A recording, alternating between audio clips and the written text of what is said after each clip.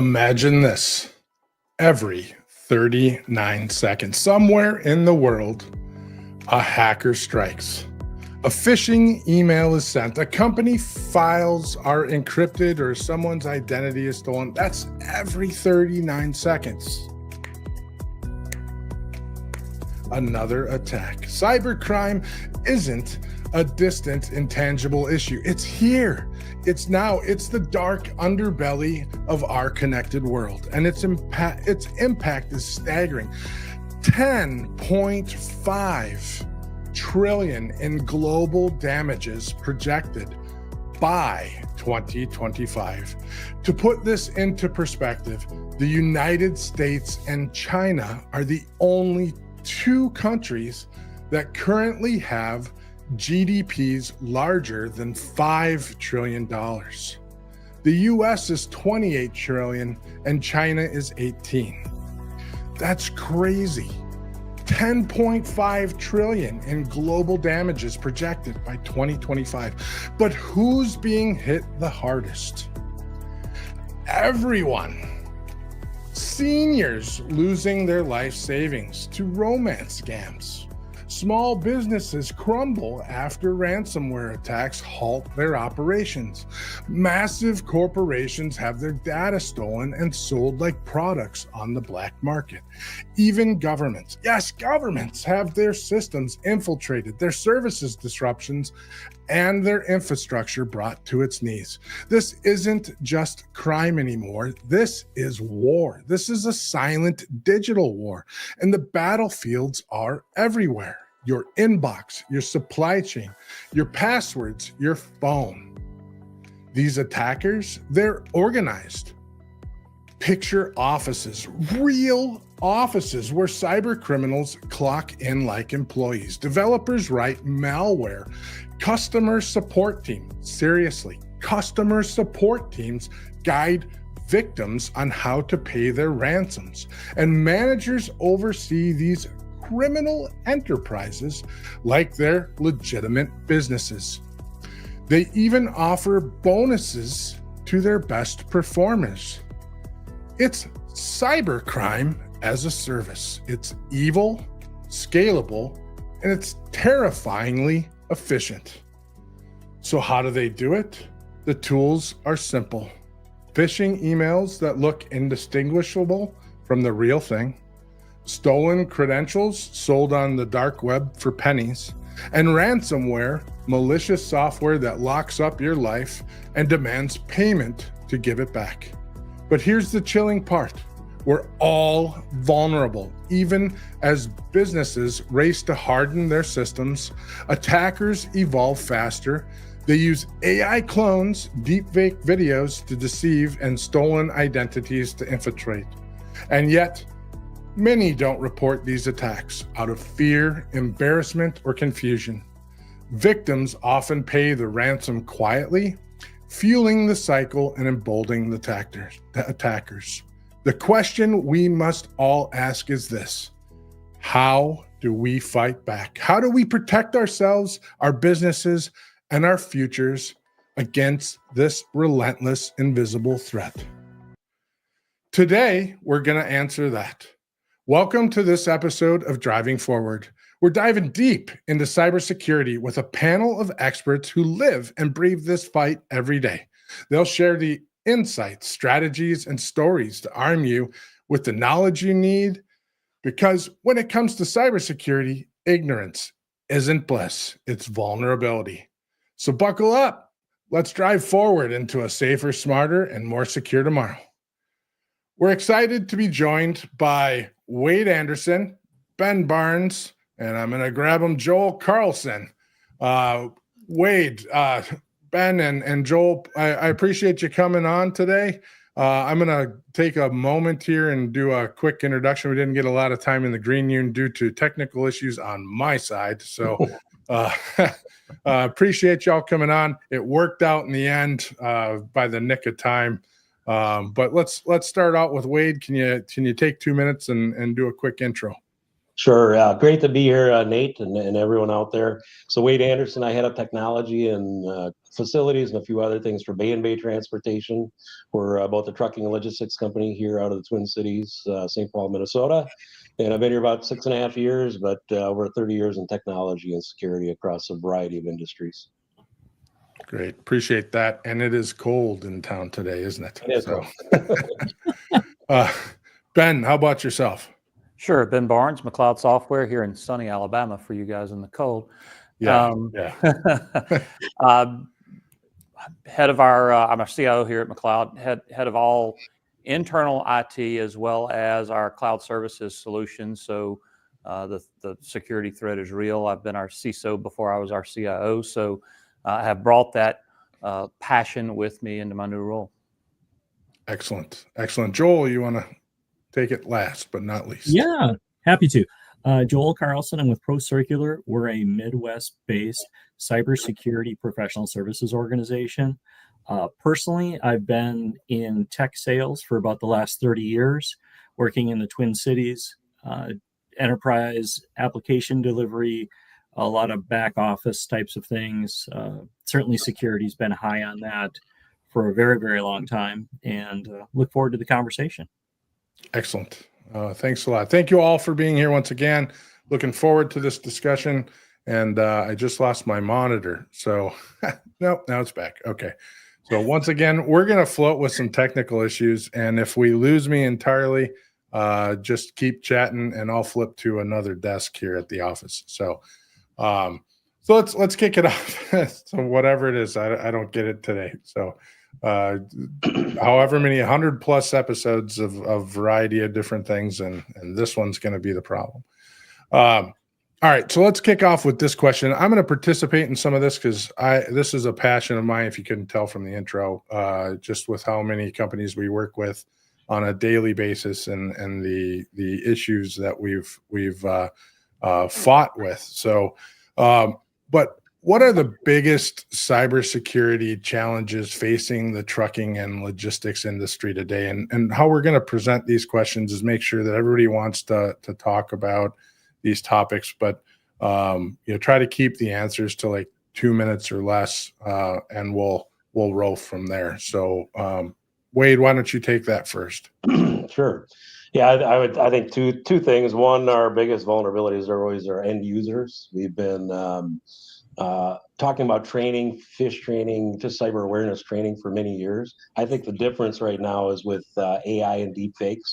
Kind of like you mentioned in the intro, Nate, the emails. Like it used to be easy to spot a phishing email because of poor grammar or punctuation or spelling. Now, of course, with the advent of Copilot and AI-based tools and what you had mentioned, those things look a lot more legitimate, as well as deep fake video and audio that are sounding and looking remarkably impressive, which is scary for us. So that I think globally, every company in every industry should be concerned about. More specific to our industry is freight fraud, of course, stolen loads. I think we're going to talk more about that later, but that is on the ramp up. You talk to the highways and RMISs and my carrier packets. All of the companies are trying to ramp up their defenses against stolen loads and freight fraud. Ben, you want to take that next? Yeah, sure. So I would say, it started at adoption and funding, and I think we've stepped over that speed bump, right? But Wade touched on it, the challenge of changing. So staying ahead of the game, staying equal to what is out there. It's not just a one and done. It's not just hey, we have this, put this in place, have this solution, trained our end users. We're good. Let's move on. I think staying. I don't know if you can stay ahead of the game, but stay equal to what the trends are, and staying abreast of what those trends are seem to be the bigger task today. No, great point, Joel. I would agree, certainly, with what Wade and Ben said. We're seeing it is a constant battle. What was safe a year or so ago has new wrinkles in it and is no longer something that you can just rely on. So you have to, it's a continuum of working with what's the latest issues that are coming out. And Nate, you kind of mentioned also that it's expanding and it's getting easier and easier for people to do this. So it's ransomware as a service is out there, and it's just very easy for people to enter into the whole marketplace. So that would kind of be the outstanding challenge in my mind, is it's not going away, and it's only ramping up. We are getting a little back feed from somebody out there too. So I wasn't able to identify who that was. So I agree with you. I think all great points. I think that it does stem, the user is obviously 95% of all incidents usually stem from the user, if not higher. I think that number always moves around, and the adoption of new technology creates that more, and the introduction of AI and all the capabilities there. But the one thing that I always tell everyone is the moment that we seem to have something under control, our counterparts, the bad guys, seem to be coming out with something new. So they're really smart. They're really smart. They're always trying to figure out what our next step is going to be before we even know what our next step is going to be in a lot of cases. So, diligence is extremely important, and education is extremely important. So, from a user standpoint, that user training and building those defenses up are just imperative. So to follow that question, what do you think the basics for cybersecurity for trucking companies and brokerage are today, and what should everyone be doing to protect themselves? We'll spin this around the other. Well, we'll just we'll start with Ben on this one. There you go. It starts with a layered defense. You can't put in my opinion, you can't put in just one item. Nate, you said something in the opening, ignorance is not vulnerability. So it starts with a level of framework of knowledge, right? And then whether it's taking that and building in through your IT stack defenses, building in through training programs, building in through how you're going to set up that defense layer all the way down to the desktop, all the way down to the human element. As you said, 95% of all those attacks are somehow human based. So I think the layered approach is the must at this point. Again, in my opinion, you're going to get through a layer at some point. If the bad actor is there, one layer is not going to be enough. And those layers are constantly changing, right? Now you have the web application firewalls that are out there. So you have stuff going further out into the web versus coming further into in-house for those layers. My approach is you got to put chain link fence at every component. Great answer, Joel. I certainly agree with what Ben had said. An area that I would add on is have a plan and have it well practiced for when those defenses fail. We refer to it as incident response. What are you going to do when you do get a call from your IT guy and says, we got something bad happening on a server? What's the plan?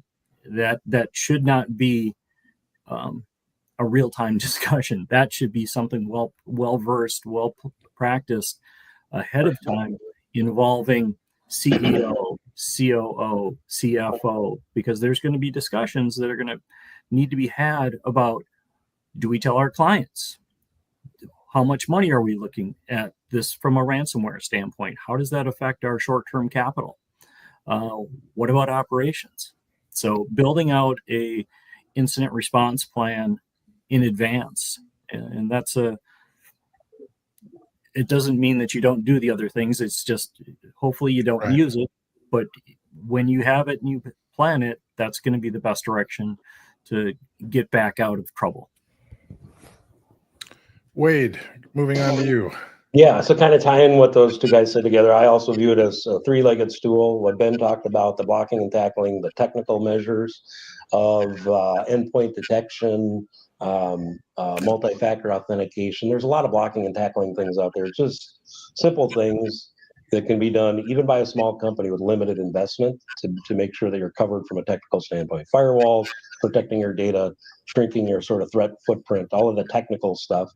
Second leg of the stool being the thing I talked about before, education and awareness, right? Which everybody should go through. Again, there's inexpensive tools to do that today, Know-Before, some other tools that help you be able to train your end users on and become aware of all of the threats out there. And then third, what Joel mentioned, which is the idea of incident response, because for most companies, it's not a matter of if, it's when. So the more prepared you are, and again, that can be a free thing, right? There are free templates out there. It's a matter of going through the discussion with the business leaders and say, if we have a catastrophic event, like a ransomware event, how would the company continue to do business while you sorted out the technical pieces?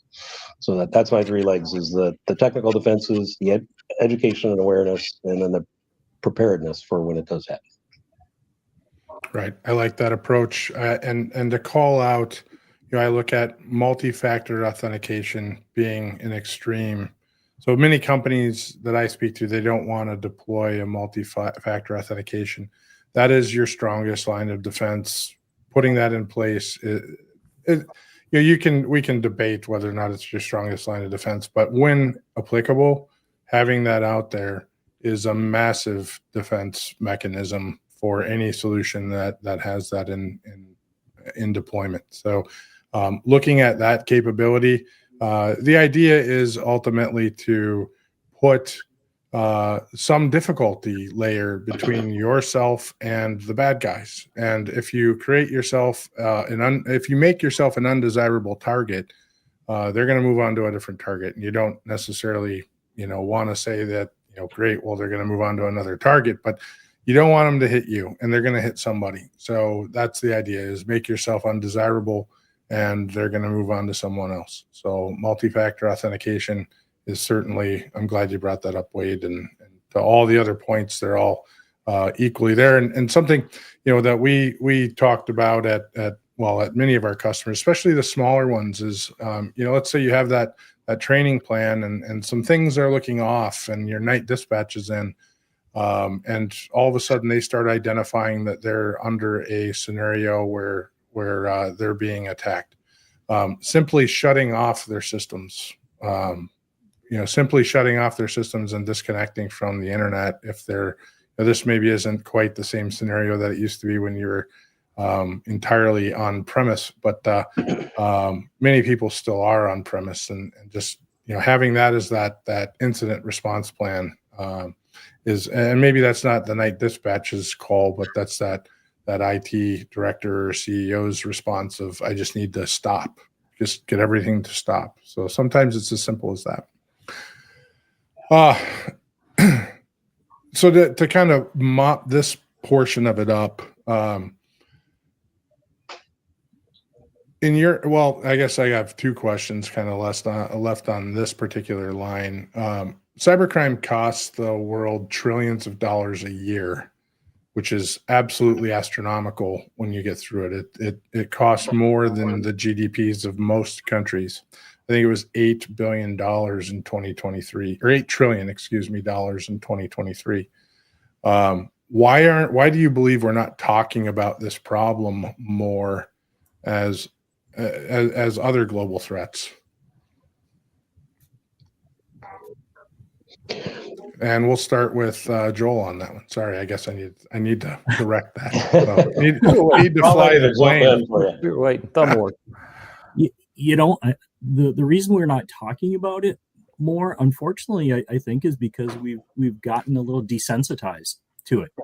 It happens so frequently now that it hardly makes the news.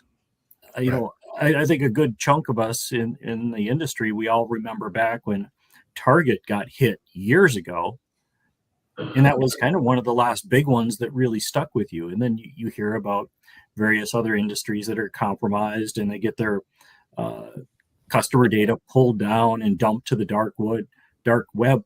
But it happens so frequently now that it's not noteworthy, sadly. In many cases now, if it's not tens of millions of dollars in a ransomware attack, the FBI isn't all that interested in talking to you about it. If you're a small business and you're like, they're asking us for $500,000, boy, I'm sorry, Right. There's just not much that's there. So I think it's the increase in frequency is probably the numbing effect that we have on most people, is why it's not talked about as much, unless you get to circles like this, quite honestly, that you start to look at how do we protect ourselves. Wade, do you have a response? Yeah, I was going to qualify that. Some people are talking about it a lot. Or obviously, if we're in this line of business, we talk about it all the time, right? I'm sure Ben spends over half of his time talking about this stuff. So Sure. I do think it deserves more attention. I'm totally with you, Joel. What you said of we become desensitized. I mean, I think about how many letters I've received from my providers of services, banking, healthcare, that said your information has been released, some type of breach notification, and I've gotten so many of them now in the last 3 to 4 years. Talk about I'm like, oh, my data's on the dark web again from another company, right? Yeah. So I do think, but when things like the CrowdStrike incident happens from just over a month ago, right? It obviously made big news because it impacted people's lives. Flights canceled, like so many things impacted a lot of companies that a lot of people work at various companies.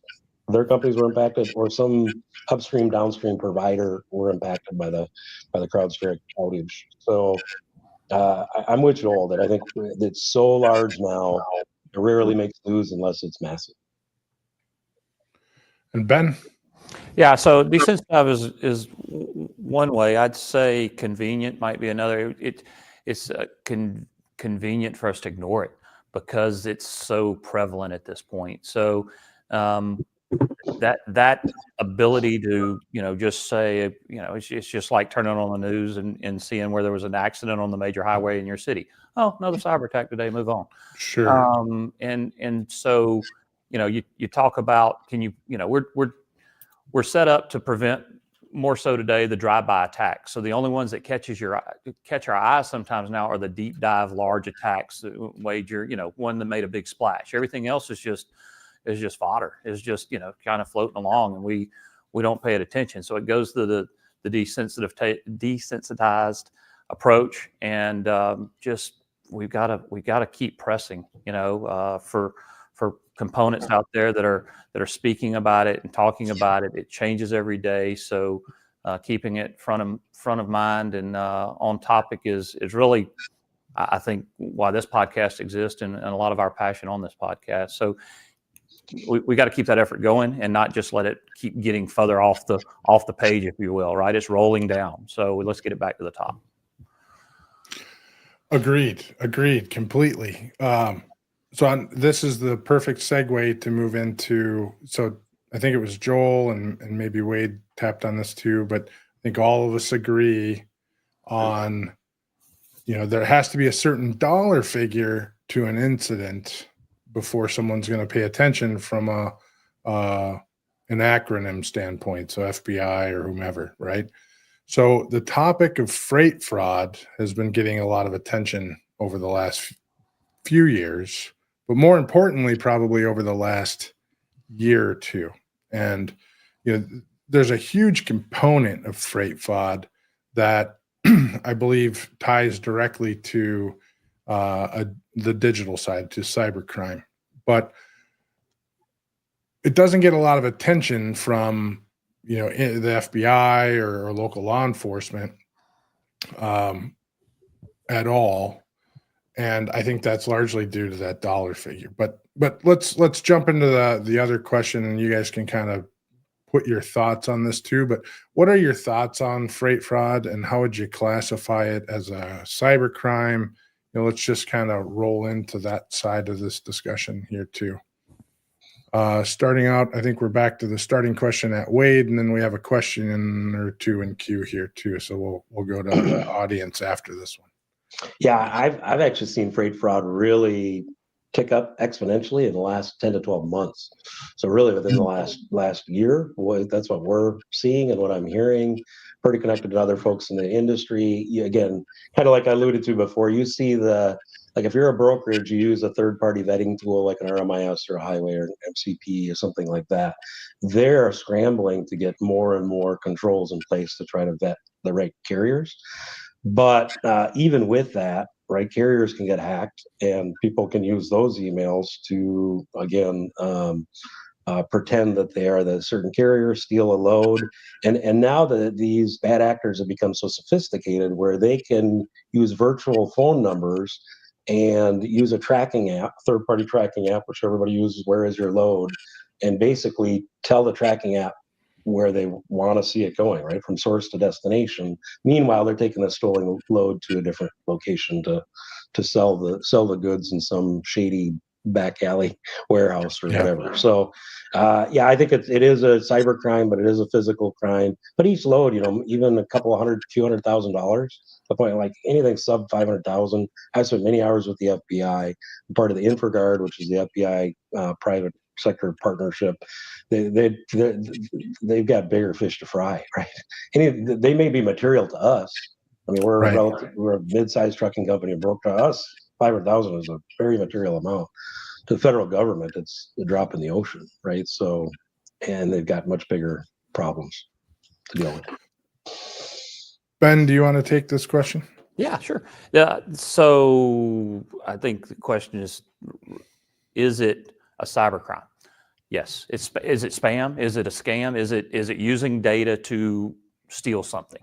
Right. In the end, the answer to me is yes. So it should be employed with some of the same mindsets, maybe not some of the same tool sets. One of the big things when the drive-by attacks were so prevalent for cyber attacks is trust but verify. And that's one of the things you have to get back to. And it's easy to not verify some of that information as these scams, if you will, are happening. So pushing back to that trust but verify, making those phone calls, and it's going to get harder, right, with the AI tool sets that are out there, because the voiceovers and the different AI components that can act like a fictitious company that should be real. So it definitely is going to escalate.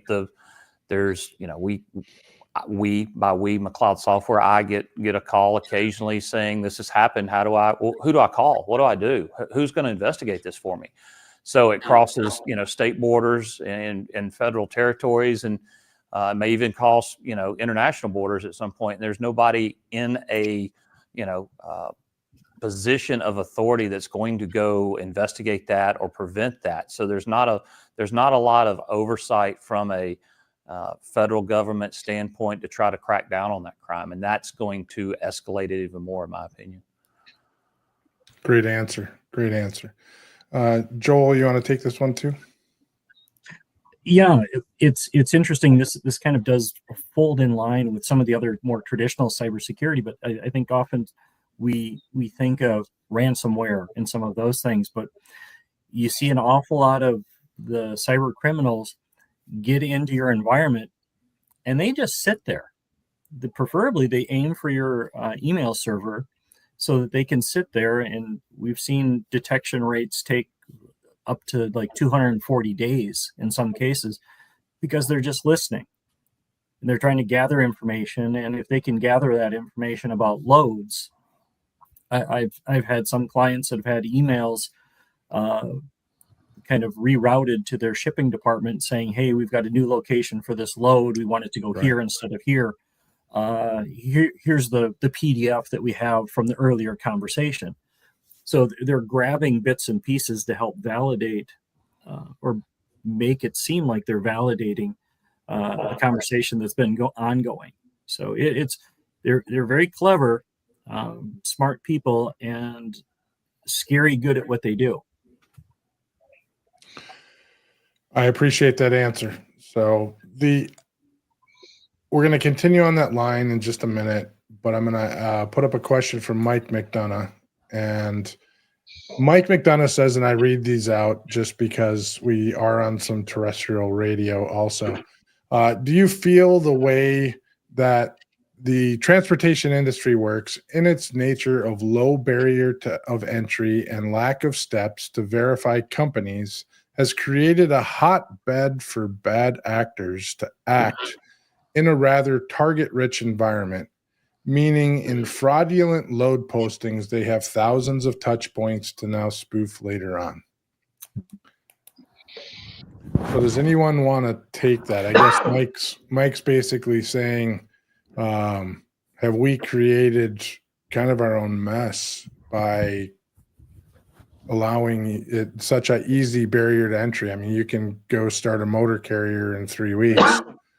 You can start a brokerage fairly easily. And Mike, if you're still sitting in front of a spot that you can message back, if I'm creating a synopsis of your question wrong, let me know. I'll start if that's okay. Sure. I don't know if it's any easier. I think all industries, not just transportation, every industry is faced with some parameter of this. Right now, freight fraud is a specific, in depth, but every industry that I've, talked to or rubbed elbows with or been part of is dealing with this in some way. If it's not specific fraud, we classified just a minute ago, or at least I did, that freight fraud is part of cybersecurity, and each one of us have that different angle. If you're in, healthcare, you've got the angle of personal information and PII. If you're in energy, you've got the fact of shutting companies down or shutting down electricity. So each one of us have a little different niche, but if you take it back to the core, I don't know that the barrier of entry into our market makes it easier. I think cyber insurance providers for transportation are helping us a lot in this one specific area. If you've tried to get cyber insurance lately, the questionnaire you have to answer and the facts, you talked about MFA earlier. If you don't have MFA, good luck. I'm cyber insurance. So I'm well aware of that. yeah, painful, right? Incorporating it all into one umbrella and then putting up that framework around it, I think, is the bigger thing. And just because it's freight fraud, that's a pain point right now. And if you take that from an overall global approach and try to put in the same measures, I think you don't fix it. You're not going to fix it, but you can put in some steps. Those are those layers that I started out with. Put those layers up, and that's just another layer. Yeah, I'll go one. Yeah. Yeah, if I can go one level deeper with our industry, I think Michael's question is a good one. So we, from the broker side, have recently, from a major load board, one of our logins compromised, right? I won't mention the load board. Everybody uses multiple load boards. A major provider. And when that account was compromised, the bad actor posted thousands of loads within minutes to this load board, right? Ready to try to pick up loads. So it is sort of an easy one login to a major load board, and you can cast a wide net. That load board provider was very good shutting it down, removing all of those things very reactively. But it's easy barrier to entry and cost to entry to get into trucking or logistics. And certainly some of our technology tools out there, because there's so much freight going back and forth all the time. Load boards are where business is done, right? And so if you can find a hole in that, you can theoretically get access to steal a lot of loads. So Joel, do you want to tackle? I know you're not necessarily a deep industry guy, and this might be a deeper industry question. So, but I can certainly kind of cap this one if you want. If you could, because I'm going to have less knowledge quite in this space, and I don't want to. Sure. Yeah, I'll cap it. And Mike said we nailed the question, and he had a similar situation as you, where he had 7,800 loads posted in 45 minutes. And I've actually had customers that have had similar situations in mass, but so I don't want to go this deep in freight fraud. I wanted to stay on the digital side, but to Mike's statement, which largely had the other side of freight fraud, which is maybe not the digital aspect of it, which is how the FMCSA has not really evolved their processes to accommodate or to meet and close these gaps that allow companies to be verified appropriately. So you go to various different addresses that may have 500-600 MC numbers that are working out of them, and et cetera, et cetera. And that's now getting closed. So with working with companies like Freight Verify and Dale Prax and et cetera, they're working on evolving those scenarios. And Dale's got he's a wealth of knowledge, as are a number of people, and you have Carrier Assure and Highway and a variety of other products that are out there that are kind of keeping the industry a little cleaner. But I know that's also tumultuous too, because this is a new problem in the generalities of the industry. This is a new problem. It's not something we've been tackling for 20 years. And so that a problem is evolving as it's going along, and the bad guys are evolving just as fast as we are, if not faster. So, but the FMCSA is moving, and they are moving fast in regards to FMCSA speed. So we are seeing some things happen there, but that's another podcast for another time. So, so to continue with some other, let's take a break here for a minute. We're a few minutes over. If I can get to the right clicky button. Let's take a quick minute. If you guys need to grab a drink, we will be back in just over a minute. We actually have a short commercial here. If your fleet's downtime looks like chaos, you're missing out on GLCS. In the fast-paced world of trucking and logistics, time is everything. Meet GLCS, your expert partner in managed IT services.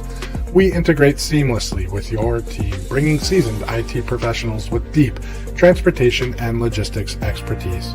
Imagine your software updates running smoothly, complex issues resolved quickly, and operations humming with efficiency. GLCS has your back. Our support doesn't just fix problems, it prevents them. With our industry connections and proactive approach, we keep your trucks rolling and your brokers working. Think of us as the added resource your company needs to unleash its full potential. Visit glcs.net today and keep your business driving forward. GLCS, where efficiency meets expertise. Remember. Honor. Teach. Give the gift of remembrance. Sponsor a $17 Veterans Wreath for an American hero. Learn more at wreathsacrossamerica.org. And we are back. And Joel we had it just over a minute. So I wish I had a timer that would flip around for everybody there. Ding, ding, ding. Yeah, it is what it is. So, so we have another question that came in here from Robin Hyra from Clio. I hope you're doing well, Robin. She says, thanks, everyone. Great content. What do you think would be the best solution to combat fraud in addition to other than well-known vendors such as Highway, RMIS, etc.? Somebody want to jump out and take that question first? I think Ben covered it a little bit, but we have since added a lot of manual steps to the process. And I mean, it's all about a volume thing, right? So you want to vet carriers, you want to cover loads as fast as you can. Like, it's a high level of energy in any brokerage, especially. And so we added steps of that manual check for certain things. If it meets a certain threshold of where it's something that's questionable, even if it's a carrier we previously worked with, we do the follow-up call, or we do an independent check to verify that that is indeed, the correct load and correct coverage and correct carrier.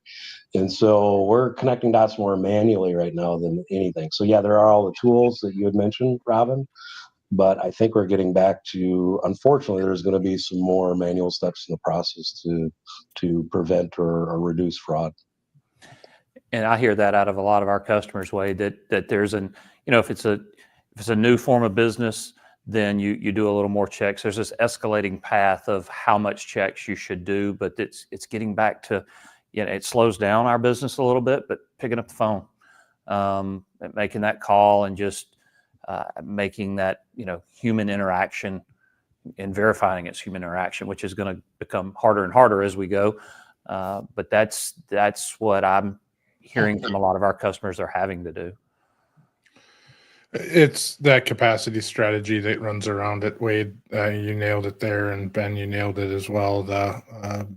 It's that human interaction or the the verification. That's largely what we're seeing deployed or advising on, which is, utilizing and verification. So simply, if you book a load, where we see the largest issue across the board, and I'm going to move back to cybercrime here, and then we're going to flip and do a freight fraud episode coming up. So even though we're booked out a ways, but I think we'll figure that one out. But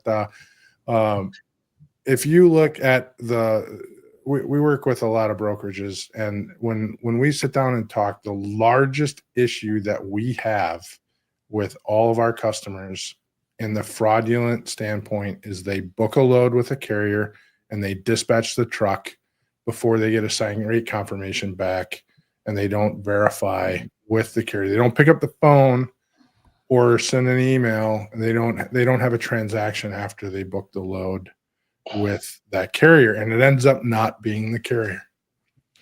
And a highway type solution resolves that, because if you're booking through the highway ecosystem, it resolves that. There may be a few other solutions out there that resolve that, but not everybody's working that way. The carrier has to be in the ecosystem. Highway has to, you have to be in it. So everybody has to agree to have that. So, but that is the number one issue, which is brokering a truck 101, and you just simply fail at it. So that is usually what we find that someone exploits, and then you lose a load out of it. And sometimes we've had people lose multiple loads in the same day. Right. Yeah. If I could just follow that up and kind of tie it back to what Ben said. So no longer can you rely just solely on email, right? Because usually it is email. Sometimes you have to have that physical contact. But again, if a carrier gets compromised, they can take the email and the phone number. And kind of tying it back to the deep fakes, like it's going to continue to get harder to identify these carriers who now could have robo responses, right? Based on trying to verify that that's your carrier, right? That indeed is a legitimate carrier. Because in our case, we've had issues with carriers we've already vetted and had in our system that have then been compromised themselves. So it's a legit email and a legit phone number from our standpoint, but somebody else is representing that or impersonating that carrier. So let's go. Joel, did you have something to add there? Otherwise, I'm gonna hit you with a question. So Sure. cybercrime often targets the most vulnerable people or businesses, and I was talking about that earlier. If you haven't built up a good amount of defenses and you look like somebody that has their doors open, they're gonna hit you. They target medical companies, they target supply chain, they target retail. But how do criminals typically justify their actions? Why do they target them? This is going to be a big question. It's multiple. It's got out. I'm feeding you up because we've been over here talking about trucking. I know you guys are the specialist, and I want you to ask a specialist question. So why do they target them, and how do they justify the actions? Can you answer that question? Yeah, at one level, it's easy because it's a criminal enterprise, and that's where the money is. And I can tell you, for years, everybody was able to get by with we're too small. Why would anybody bother with us? I can tell you, I had one of my first clients that I ever knew that got hit with ransomware was probably about 8 years ago. They were a small manufacturing shop in the Twin Cities. And I'm like, there's no way they're going to pay $10 million, because that was kind of the going rate on the news. And at that time, he says, "What's a Bitcoin? Do you know what a Bitcoin is? Because I got to go buy some apparently to pay this."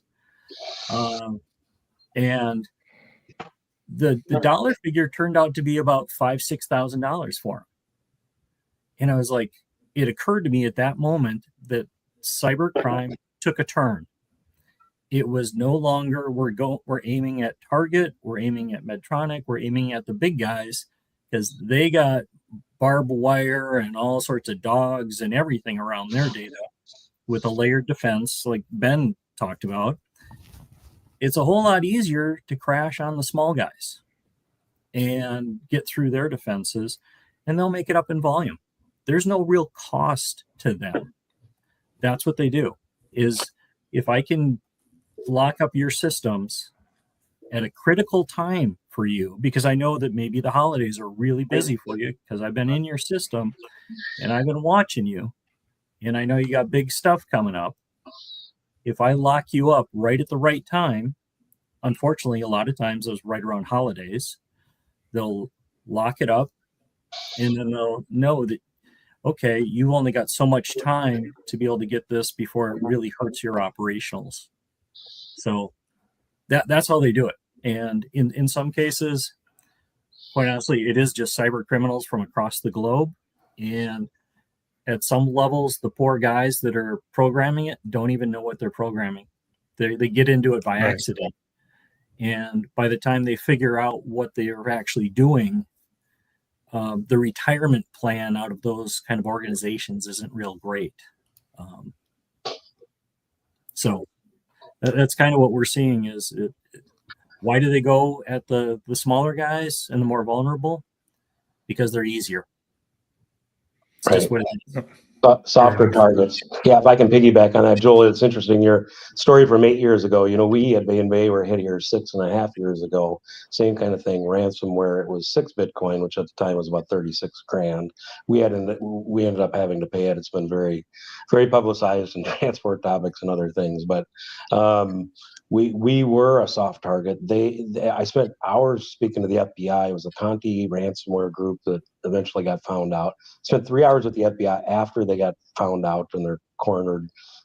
Still, the bad actors in that, but they just run scripts to go and find the soft spots, right? So they don't even care what company you are, to some extent, not even what industry, right? If there's a will, there's a way. If there's an evil will, there's a way. We've all talked about ransomware as a service and help desk for these criminal organizations. So again, the softer the target, they don't care. And what the FBI told me at the time is, I'm like, why 6 Bitcoin? Did they qualify how big Bay was as a company at the time?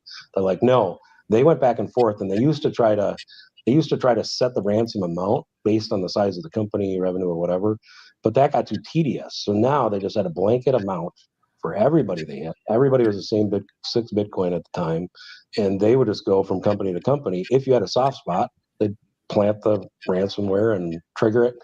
They set up the dark website, and you have to go out there and either pay or you don't. If you pay, you get the keys, and if you don't, you're on your own to recover. Yeah. Target wise, I'll jump in, Wade, just right there on the target standpoint. The transportation sector, the logistics sector, it's not a lot of public industry. So there's not a lot of prescriptive, and we don't want any more government oversight, but there's not a lot of oversight from a cybersecurity standpoint in our industry in a lot of ways. So the approach is different for all of us, and that has made us a little softer target.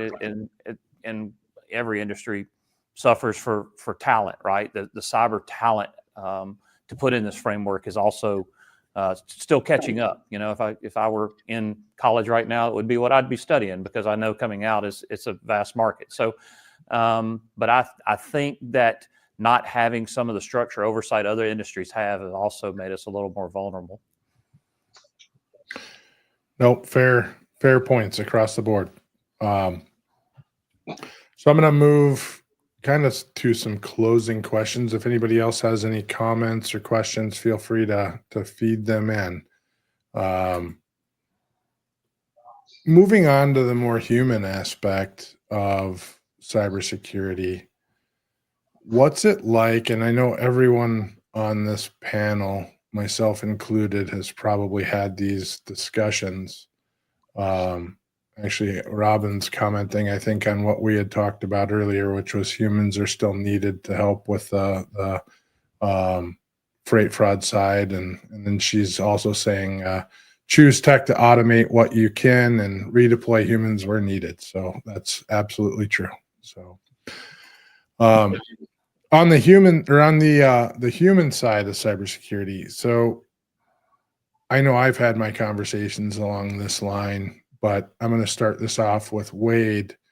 What's it like to speak with a business owner or an individual even that's in the process of going through one of these attacks or potentially has lost everything to a ransomware scam.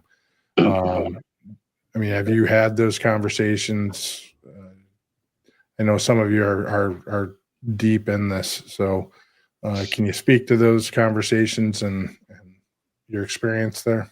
Yeah, I even spoke at the Minnesota Trucking Association last year, which I know you're involved with as well, Nate. Yep.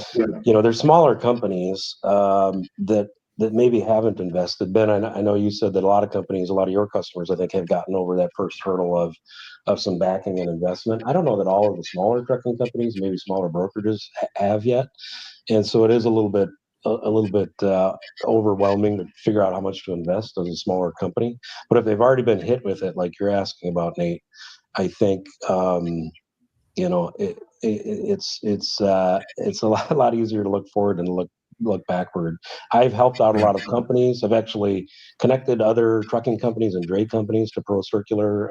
Joel and I go way back in his company, and we use their services as well. So a lot of times it's a matter of having a cyber firm, at least if not on retainer, at least a friendly, somebody that you know. A lot of times you're going to contact your insurance company first, right? And that's why an incident response plan is good. You're contacting your insurance company and knowing where to go. But it's nice to know what cyber firms are out there that can help you. Because once you're in the thick of it, you have to make that decision. Sometimes it's, do you pay the ransom or not? Nobody wants to pay a ransom. Nobody wants to fuel these criminal enterprises. But sometimes if it's pay the ransom and keep your business or you go under, like some CEOs are really faced with that kind of decision in a ransomware type event. We were in that in 2018. Our trucking company would have went out of business. Our brokerage would have been live without paying the ransom. It would have taken us weeks or months to recover, and we didn't have offline operations at the time that would sustain our business. So we had, it was a gun to head kind of thing. So our owner and my boss and our CEO, Sam Anderson, and I and the CFO made the call to pay the ransom, as much as we didn't want to. Made our skin crawl. We didn't want to. Nobody wants to. The government was telling us not to. Everybody was telling us not to. But at the end of the day, it was a business decision. We had to, and it kept our business alive. So I think when you're in it, it's a lot. It's a more difficult decision. It's easy to say don't pay the ransom. Sometimes you have to. Ben? Yeah. So I think the that conversation I have more often than I'd probably like to. And it doesn't even have to be a customer of ours. As much as I speak throughout the industry, I get calls from time to time just based on what do I do. My first question is, Joel, you mentioned earlier, do you have an incident response plan? If you do and you're asking for help, it's probably just follow the plan, right? And Wade, to your point, if you're even paying the ransom, there's a recovery process even to pay the ransom. You're talking still probably days worth of recovery effort. So how does that plan look? What does it look like? Do you have a roadmap for that? Or it's the plan. What do you do next? And that is a whole different conversation. It starts at ground zero. Where's your data? Do you have backups? Did they get all of it? What do you mean you didn't know you needed a separated set of data that wasn't on your network? And that becomes okay, how are you going to stay in business conversation at that point? So there are two distinct different conversations that happen almost up front. One goes one direction, one goes the other, and then one is a lot cleaner, although they're both very business impacting, revenue impacting, and long term have effects. Wade, you're still talking about it years later, right? It's that impacts, like somebody stole your wallet, somebody stole your car. It hits you in the gut, and it's hard to get over. But you have to move forward from a company standpoint. That involves ownership and executive management and how to do that. If you've done your due diligence, you have somebody, and Joel, I think you guys do this. You make that call, you bring that person in, and away you go, and you start that recovery process. It may be 11 days, or it's going to be a lot longer. And how do you get there? And where's your data? So, Joel? Yeah, it's terrifying for a lot of people. I've dealt with CFOs and CEOs, COOs that are all looking at what kind of impact does this have on our organization? Are we going to be able to deliver to our clients? And if we can't, and what is that going to mean to our contract for our clients. You get, particularly if you're dealing with private information or HIPAA or anything like that, for some of these organizations, all of a sudden they're concerned. Your clients are calling you and saying, "What got out? How much got out? Who's got it?" And in some cases, you don't have a good answer. So it's really, you have a hollow feeling in your gut that you just don't know what is going on. So yeah, as Wade and Ben said, putting together an incident response plan, you don't want to be having to really think about this for the first time as you go through it. That's a terrifying situation. You take a look. It's awfully easy to say, "I'll never pay," when you're not under the gun and looking at, "Hey, we could be down for 3 weeks." And then you turn to your CFO and say, "Will we survive?" And they don't have a good answer for you. So it's about planning ahead and making sure that you have a good idea of what you can live with and what you can't live with, and have a well-practiced plan associated with that. I think that's a perfect cap to this. Is I have a few things I need to go through at the end, but that's a perfect cap to this. I do, and if you guys want to just verify or add in pieces, one thing I want to talk about just really quickly, which is if you're a company today and you're not, especially if you're a transportation logistics company today, and you're not investing much in cybersecurity, you should be looking at that. You absolutely should be looking at that. If you don't know what to look at on that, any one of us on this panel can help you out there. So let's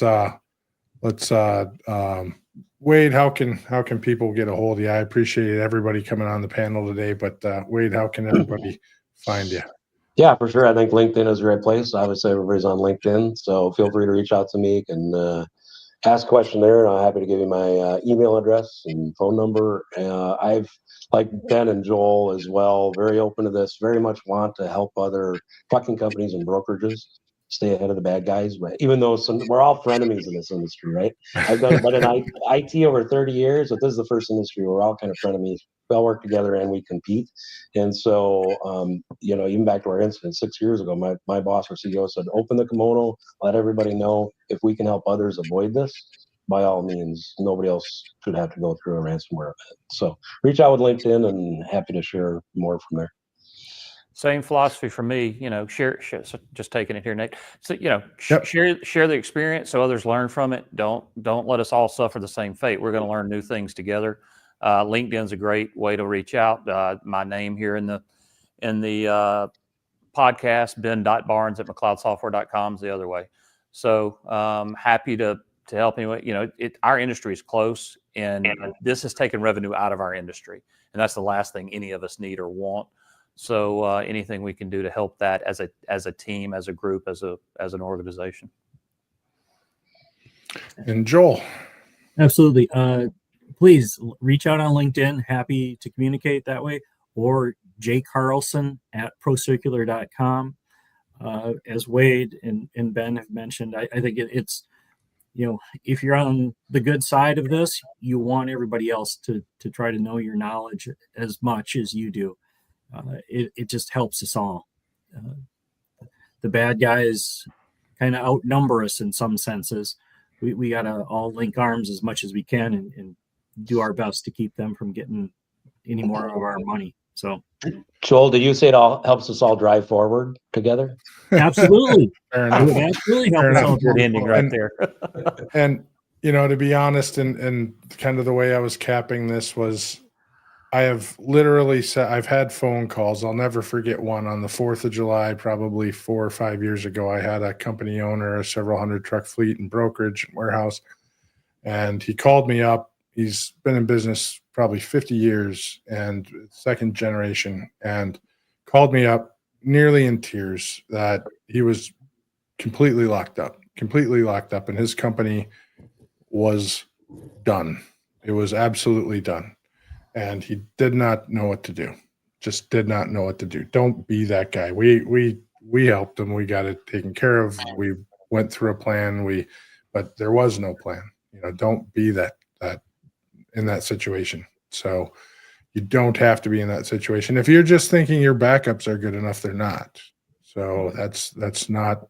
I mean, just thinking that you're doing backups or you're redundant or you've got a SAN, that's not enough. So you need to go through and do a lot more than that, or there's a lot more to be done than just that. So don't think you're okay just because somebody says you're okay. So, gentlemen, I appreciate the time. Actually, we did have one last question from Mike McDonough. Again, if everybody doesn't mind hanging around just a minute longer, does AI and deep web change the aspects of voice human verification, and how do you combat a deep fake? Which is a good question, and that's a one that I think a lot of us are somewhat challenged by, because it is combatable, but it's hard to combat at the user level. But does somebody want to tackle that? I don't. We kind of alluded to it, right? I don't think there is a perfect answer for that one yet. You had another question, Nate, that we didn't get to. What keeps me up at night? This keeps me up at night, right? We kind of alluded to it, right? This whole trajectory of these things are getting so much smarter, and freight fraud is becoming so much more prevalent. Where those two things intersect is really scary, right? So I don't know. I think more tools will be.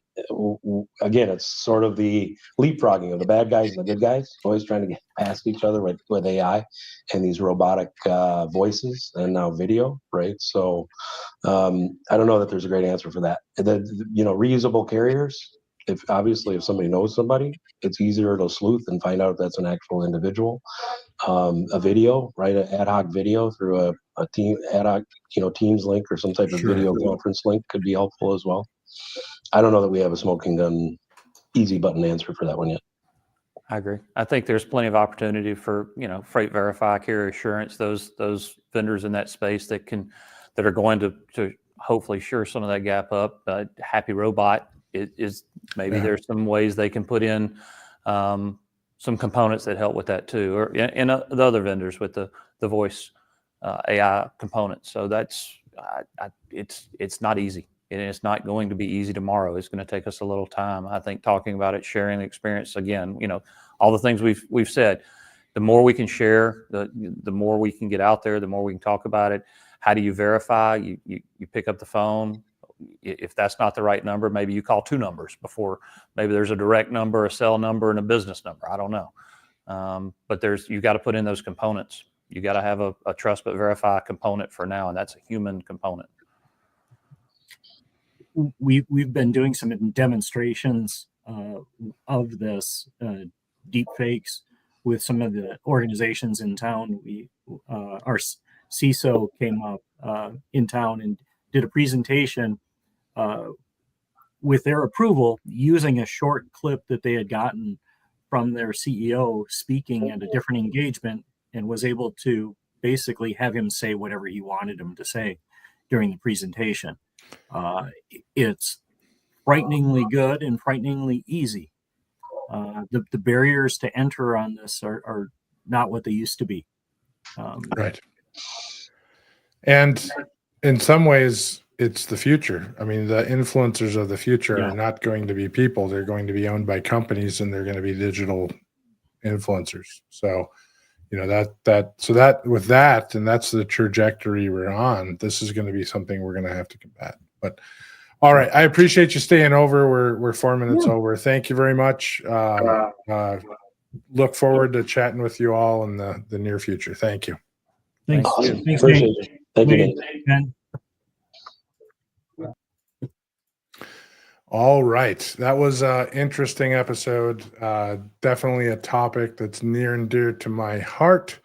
We'll wrap this episode up here. December 19th. We're wrapping up 2024 with the crew that we opened it up with back in January. Sans maybe one or two people. We'll see what happens. So we're going to have a couple mystery guests.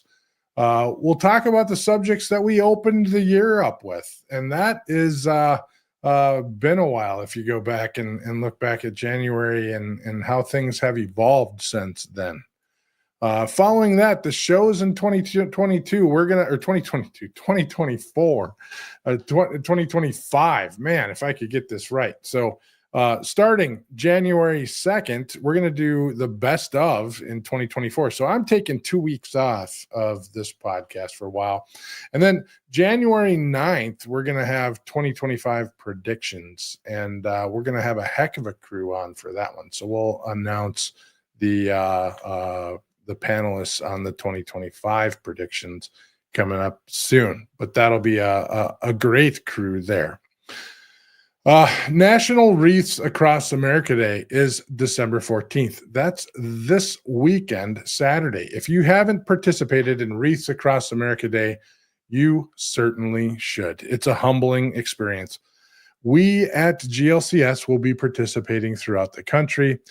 We have some people in Florida. We have a group going out to Arlington. We have some people here in Minneapolis at Fort Snelling National Cemetery, and whoever else. I'm maybe not on the pulse there. If you wish to participate, it's not too late. Go to wreathsacrossamerica.org, www.wreathsacrossamerica.org. You can search through there, find out where the closest location is. If you're going to Manifest and need a ticket, please book your tickets through our freight movement site. Save a couple $100. And speaking of Manifest, Freight Movement and Broker Carrier Summit have teamed up, and we'll be holding an after-hours event after Manifest. We have some details coming up on that, and we'll probably speak to it here after the first of the year. If you're interested in sponsoring an event, please reach out to us at drivingforward@glcs.net. We'd be happy to chat with you about all the possibilities there. We'll wrap this up. Stay curious, stay informed, keep pushing the boundaries of what's possible. Until next time, drive forward with purpose and innovation. Thanks for watching.